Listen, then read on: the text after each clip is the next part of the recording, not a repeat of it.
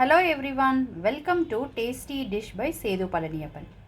இன்றைக்கி பன்னீர் வச்சு ரொம்ப சூப்பரான ஒரு கிரேவி தான் பார்க்க போகிறோம். இந்த ரெசிபி செய்கிறதுக்கு 200 கிராம் பன்னீர் எடுத்துருக்குறேங்க. இந்த பன்னீரை வேணுங்கிற சைஸ்க்கு கட் பண்ணி எடுத்துக்கலாம். கட் பண்ண பீசஸை ஒரு பவுலில் சேர்த்துக்கிறேங்க.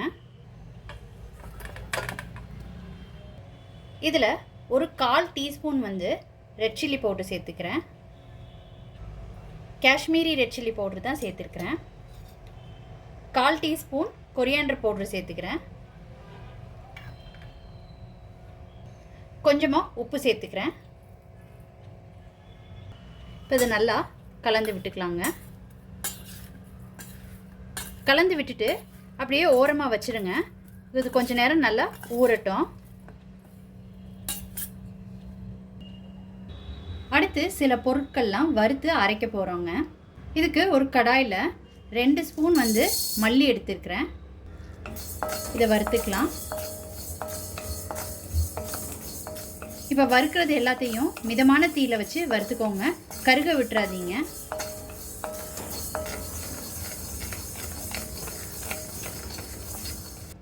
மல்லி கொஞ்சம் வறுபட்டதுக்கு அப்புறம் இதில் காஷ்மீரி ரெட் சில்லி கலருக்காக சேர்க்குறேங்க.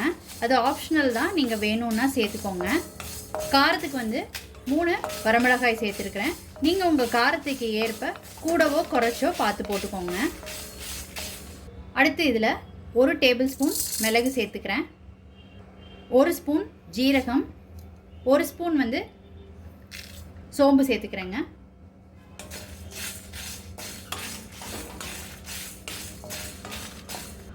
அடுத்து இதில் கல்பாசி சேர்த்துக்கிறேன். 2 பட்டை, 1 நட்சத்திர சோம்பு, 2 ஏலக்காய், 2 கிராம்பு, இது எல்லாத்தையும் சேர்த்து நல்லா வறுத்துக்கோங்க. இதில் ஒரு கொத்து கருவேப்பிலை சேர்த்துக்கிறேன். கேஷ்யூ ஒரு 4-5 இந்த ஸ்டேஜில் சேர்த்துக்கலாங்க. நான் அரைக்கும் போது பவுடராக சேர்த்துக்க போகிறேன். இதெல்லாம் நல்லா ஆறிடுச்சு. ஆறினதுக்கப்புறம் இதை இப்போ இந்த ஜாரில் சேர்த்துக்கிறேன்.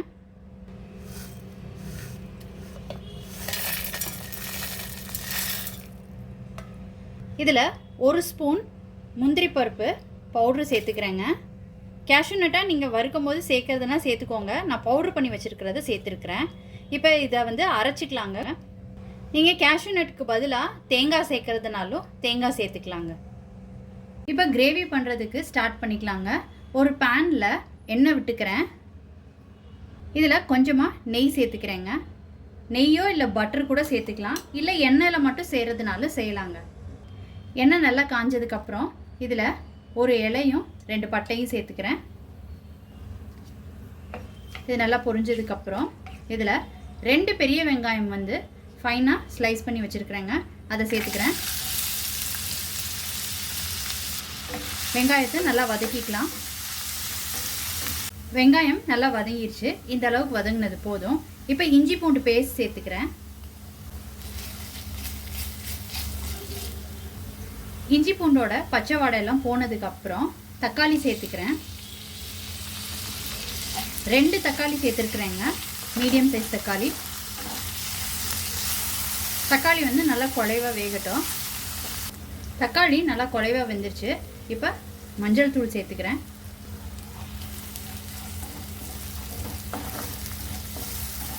இதில் அரைச்சி வச்சிருக்கிற மசாலாவை சேர்த்துக்கிறேன்.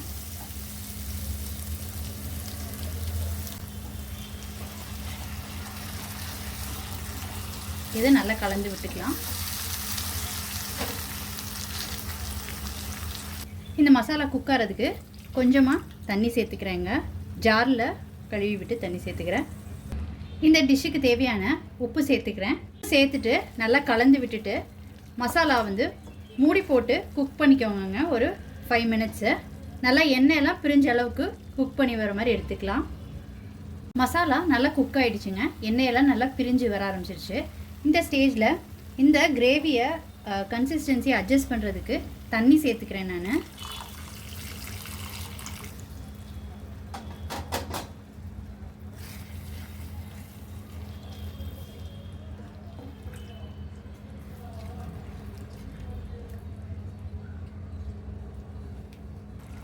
தண்ணி சேர்த்துக்கிட்ட பிறகு ஒரு கொதி வர ஆரம்பிச்சிருச்சுங்க. இந்த ஸ்டேஜில் நான் வந்து கேப்சிகம் வந்து க்யூபாக கட் பண்ணி வச்சுருக்கிறேன். கேப்சிகமும் ஆனியனையும் சேர்த்துக்கிறேங்க. இதை நல்லா கலந்து விட்டுக்கலாம். 3 to 4 minutes கேப்சிகமும் ஆனியனும் குக் ஆனது போதும். இதில் ஏற்கனவே மிக்ஸ் பண்ணி வச்சுருக்கிற பன்னீரை சேர்த்துக்கிறேன். இது எல்லாத்தையும் சேர்த்து நல்லா கலந்து விட்டுக்கலாம். இப்படியே ஒரு 3 to 4 minutes திருப்பி மூடி போட்டு குக் பண்ணிக்கலாங்க. பன்னீர் 3 to 4 minutes நல்லா குக் ஆகிடுச்சு. இப்போ ஃப்ரெஷ் க்ரீம் சேர்த்துக்கிறேங்க. நல்லா கலந்து விட்டுக்கலாம். கசூரி மெத்தி லீவ் சேர்த்துக்கிறேன்.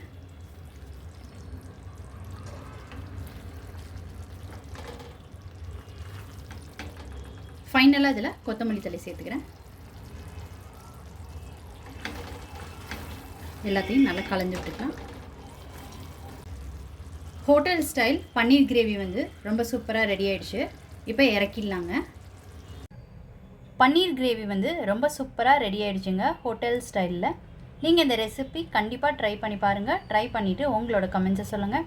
உங்களுக்கு இந்த ரெசிபி பிடிச்சிருந்துச்சுன்னா லைக் அண்ட் ஷேர் பண்ணுங்கள். உங்கள் ஃபேமிலி அண்ட் ஃப்ரெண்ட்ஸ்க்கு. Tasty dish by Sethu Palaniappan சேனலை சப்ஸ்கிரைப் பண்ணுங்கள். நோட்டிஃபிகேஷன் பெல்லை கிளிக் பண்ணுங்கள் for more videos. Thanks for வாட்சிங்.